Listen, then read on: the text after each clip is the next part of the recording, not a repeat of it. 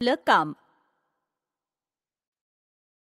गिट्टू पोपट, गिन्नी कोंबडी आणि चूचू उंदीर हे तिघे मित्र होते. ते तिघेही एकाच घरात राहत होते. पोपट जंगलातून फळं आणायचा आणि नदीवरून पाणी देखील. गिन्नी कोंबडी घरातलं सगळं काम करायची आणि स्वयंपाक पण करायची. चूचू उंदीर बागेची राखण करायचा. तिघेही जण खूप मेहनतीनं आपलं काम करायचे आणि अगदी प्रेमाने राहायचे.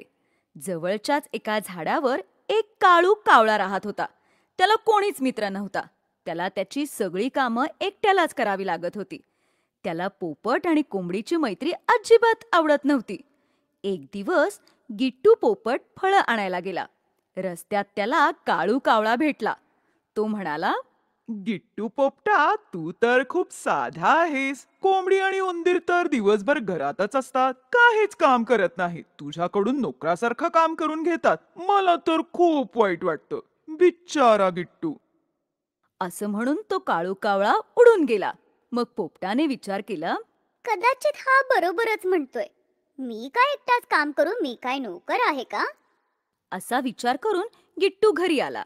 तो गिन्नीला म्हणाला, मी काही काम करणार नाही. मी काय तुमचा नोकर आहे का?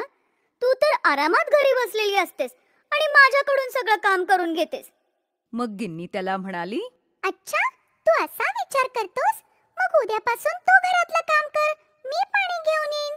दुसऱ्या दिवशी गिन्नी पाणी आणायला गेली. चिचू बागेतून भाजी आणायला गेला आणि गिट्टू स्वयंपाक करत होता. त्याला स्वयंपाक तर करायला येतच नव्हता. त्यामुळे त्याच्या हाताला भाजलं आणि भांड्यातलं अन्नही करपलं. तो रडू लागला. गिन्नी आणि चुचू घरी आले. त्यांनी पाहिलं की स्वयंपाक तर अजून झालाच नाही आणि गिट्टू रडतोय. गिट्टू म्हणाला, मी स्वयंपाक नाही करू शकत. हे बघ, माझ्या हाताला पण भाजलंय. चुचू त्याच्यासाठी मलम घेऊन आला. गिन्नीने त्याच्या हाताला मलम लावलं आणि जेवण बनवलं. मग तिघे मित्र जेवायला बसले. गिन्नी म्हणाली, घरातलं काम केल्याने कोणी मालक किंवा नोकर नाही होत. कुठलंही काम छोटं किंवा मोठं नसतं. सगळ्यांनी मिळून काम केलं पाहिजे. जे काम तुम्हाला चांगलं जमतं तेच काम तुम्ही करायला हवं.